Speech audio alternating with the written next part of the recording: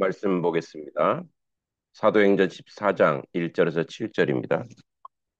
이에 이고 니온에서 두 사도가 함께 유대인의 해당에 들어가 말하니 유대와 헬라의 허다한 무리가 믿더라.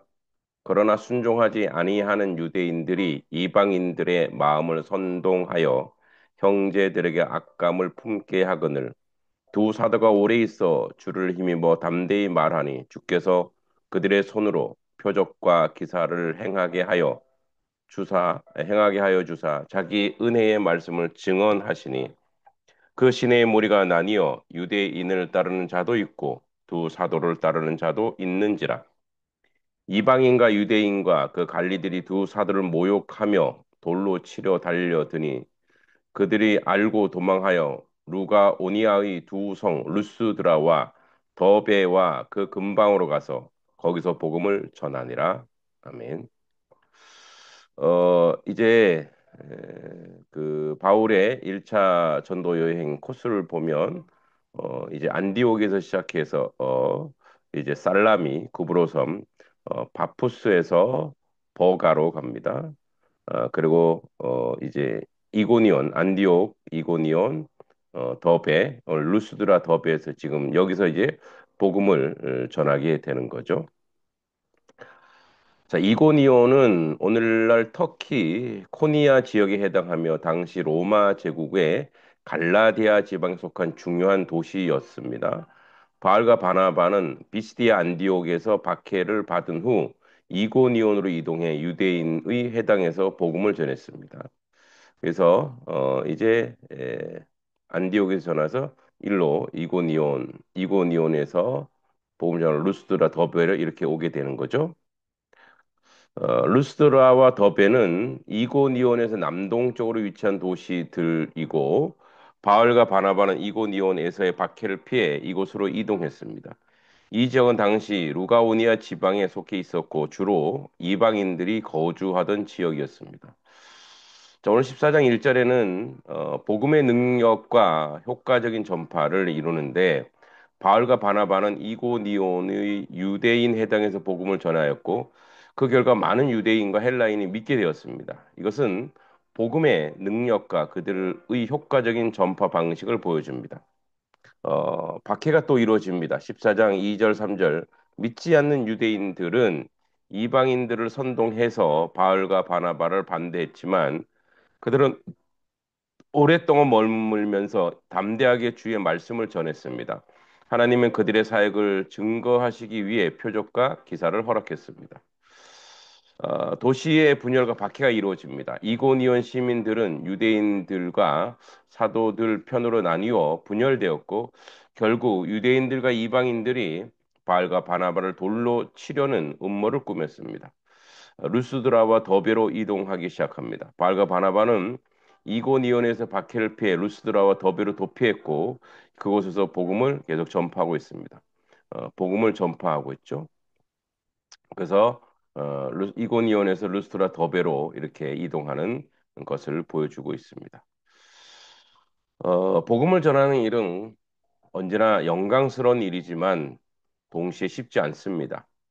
우리가 예수 그리스도를 전하는 순간 세상은 우리에게 등을 돌릴 수도 있고 때로 박해와 위협이 찾아올 수도 있습니다. 하지만 사도행 14장의 말씀 분명히 우리에게 말해줍니다. 복음은 쉬지 않습니다. 복음은 멈추지 않습니다. 사람은 막을 수 없습니다. 그 어떤 박해도 핍박도 복음의 길을 막을 수 없습니다. 이고니온에서 시작된 담대한 복음이 시작됩니다. 이고니온에서 두 사도가 함께 유대인의 해당에 들어가 말하니 유대와 헬라인의 허다한 무리가 믿더라. 바알과 바나바는 비시디아 안디옥에서 박해를 받고 피해 이고니온으로 왔습니다. 로마 제국의 동부 갈라디아에 위치한 이고니온은 오늘날 터키 중부 도시 코니아에 해당합니다. 그들이 도착한 즉시 한 일이 무엇입니까? 유대인의 해당에 들어가 복음을 전하는 것이었습니다. 왜 해당입니까? 그것은 당시 유대인 사회의 중심이자 구약 성경을 알고 있는 청중에게 복음을 연결짓기 가장 효과적인 장소였기 때문입니다. 한 절의 복음이 보여주는 본질이 무엇입니까? 복음은 어떤 상황에서도 먼저 전해져야 한다는 것입니다. 이전에 도시에서 박해를 받았지만 그들은 낙심하거나 쉬지 않습니다. 오히려 새로운 도시에 새로운 영혼들에게 다가갔습니다.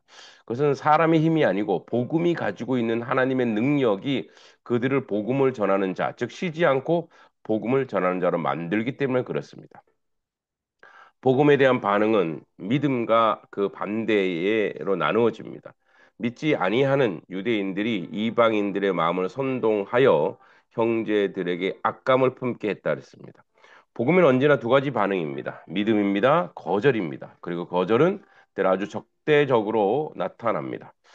이 구절에 눈에 띄는 것은 믿지 아니하는 유대인들이 이방인의 마음을 선동했다는 점입니다. 다시 말해 거절은 단지 자신만의 반대에 그치지 않고 다른 이들까지 선동하여 공동체 전체를 흔들며 반대 운동으로 되어갑니다. 오늘날 우리 사회 속에서도 마찬가지입니다. 복음을 향한 미움과 거절은 때로 문화 속에서, 정치 속에서, 교육 속에 스며들어 복음 자체를 향한 오해와 반대를 만들기도 합니다. 그러나 복음은 여전히 쉬지 않습니다. 하나님의 말씀 더욱 담대하게 전해집니다. 두 사도가 오래 있어 주를 힘입어 담대히 말하니 하나님의 사람들의 참모습이 드러납니다. 오래 있어 쉽게 떠나지 않습니다. 담대히 말하니 위축되지 않습니다. 주의 은혜의 말씀을 증언하니 표적과 기사를 그들의 손으로 행하게 하셨다. 하나님께서 확증하셨습니다. 성도 여러분, 중요한 것은 담대함은 우리 자신에게 오지 않습니다. 본문은 말합니다. 주를 힘입어 담대히 말하니 우리의 사역, 우리의 전도, 우리의 선교는 우리 힘으로 이루어지는 것이 아닙니다. 주님을 의지할 때 우리의 입술은 열리고 손에는 기적이 따르며 복음은 생명을 낳습니다. 도시는 나뉘고 복음은 더 확산되어 갑니다. 그 시대 무리가 나뉘어 유대인을 따르는 자도 있고 두 사도를 따르는 자도 있는지라. 이 말씀은 우리에게 현실적인 진리를 일러줍니다. 복음은 모든 사람을 화합시키지 않습니다. 때로는 복음으로 인해 도시가 나뉘고 가족이 나뉘고 친구가 등을 돌리기도 합니다. 이것이 복음의 칼입니다. 예수님도 내가 땅에 화평을 주러 온 줄로 생각하지 말라. 도리어 분쟁하게 하려 함이로다. 라고 말씀합니다. 하지만 바울과 바나바는 결국 돌로 치려는 음모를 듣고 루가오니아의 루스드라와 더베 그리고 그 근방으로 도망하여 다시 복음을 전했습니다. 그들은 멈추지 않습니다. 이동은 후퇴가 아니라 확장이었습니다.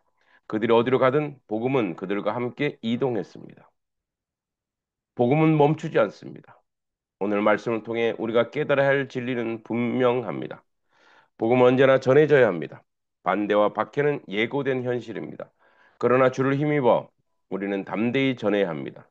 우리의 말씀이 헛되지 않도록 하나님은 함께 하시며 능력을 보이십니다.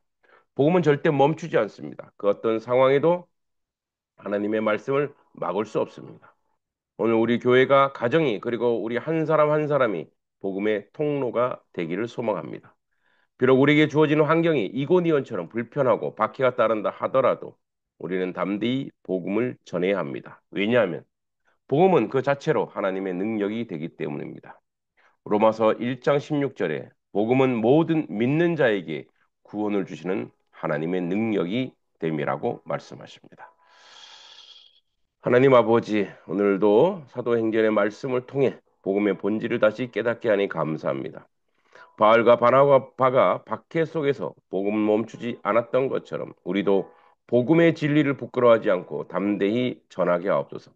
우리의 가정, 일터, 교회 그리고 세상 속에서 하나님의 능력인 복음이 힘있게 퍼져나가도록 우리를 사용하여 주옵소서. 예수 그리스도의 이름으로 간절히 기도합니다. 아멘.